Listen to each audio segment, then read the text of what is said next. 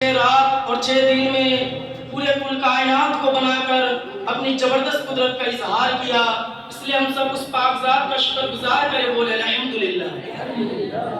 ان کے بعد جن کو نہ بنانے سے زمین و آسمان، چاند و ستارے، آپ اور ہم، یہاں تک کہ ایک کنکری تک نہ ہوتا، ان کے نام پر درود و سلام بھیجے بولے صلی اللہ علیہ وسلم۔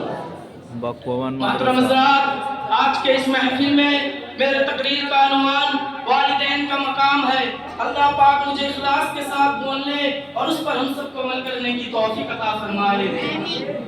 خداوند قدوس نے کلام پاک میں ارشاد فرمایا کہ اپنے والدین کو مستق مت کہو، نہ ان سے ضد کو اور ان سے نرمی کے ساتھ بات کرو۔ اور حدیث میں نبی پاک صلی اللہ علیہ وسلم نے کہا ہے جنت ماں کے قدموں میں ہے۔ ایک مرتبہ سرکار دو جہاں صلی اللہ علیہ وسلم سے سوال کیا گیا ما حق الوالدین علی ولدی، یا رسول اللہ صلی اللہ علیہ وسلم، اور آپ کے اوپر ماں باپ کا کیا حق ہے؟ تو ہمارے اور آپ کے نبی جناب محمد رسول اللہ صلی اللہ علیہ وسلم نے فرمایا ہما جنت کا و نار کا، دونوں تیری جنت اور دوزخ ہے، اگر تم نے ان کی اطاعت اور فرما برداری کی تو جنت میں جاؤ گے، اگر تم نے ان کو ستایا اور ان کی نافرمانی کی تو جہنم تمہارا ٹھکانہ ہوگا۔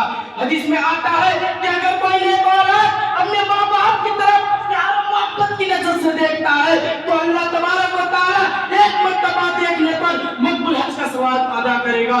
تو صحابہ نے عرض کیا اگرچہ دین میں 100 مرتبہ دیکھے تو آپ صلی اللہ علیہ وسلم نے فرمایا جی ہاں، خوش نصیب وہ لوگ ہیں جن کے والدین زندہ ہے کہ اس نے والدین کو پیار و محبت کی نظر سے دیکھتا ہے اور مقبول حج کا ثواب کماتا ہے۔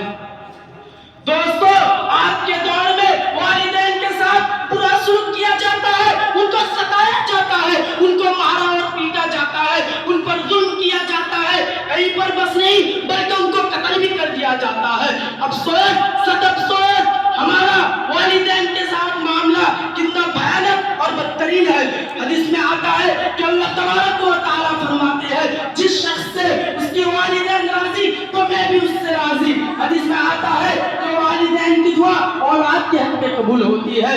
حدیث میں آتا ہے کہ والدین کی نافرمانی بہت بڑا گناہ ہے۔ حدیث میں آتا ہے کہ اللہ کی رضامندی والدین کی رضامندی میں ہے اور اللہ کی ناراضگی والدین کی ناراضگی میں ہے۔ حدیث میں آتا ہے کہ والدین کے نافرمان شب برات جیسی عام رات میں بھی مغفرت اور رحمت سے محروم کر دیے جاتے ہیں۔ حدیث میں آتا ہے کہ جو شخص رزق کی فراوانی اور لمبی عمر کی تمنا رکھتا ہے تو اپنی والدین کو ساتھ اچھا سلوک کرے۔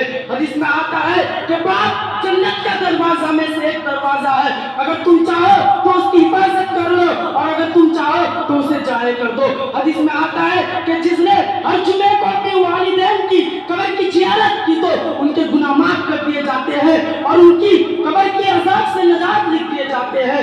حدیث میں آتا ہے کہ ایک صحابی نے اپنی والدین کو روتا ہوا چھوڑ کر جہاد میں شرکت کے لیے تشریف لائے تو آپ صلی اللہ علیہ وسلم ان کو واپسی لوٹا دیتے ہیں اور فرماتے ہیں کہ جاؤ اور ہنساؤ جیسے کہ تم نے انہیں رلایا ہے۔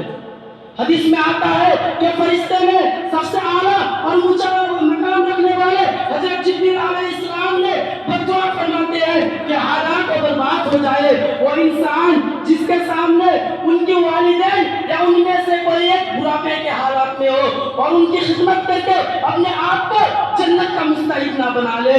تو اس بدعا پر ہمارے اور آپ کے نبی جناب محمد رسول اللہ صلی اللہ علیہ وسلم نے آمین فرمایا ہے۔ بزرگوں کا قول ہے اگر علم چاہیے تو استادوں کی خدمت کرو، اگر دولت چاہیے تو والدین کی خدمت کرو۔ دوستو مسلمانوں، ایک مرتبہ حضرت حلیمہ سعدیہ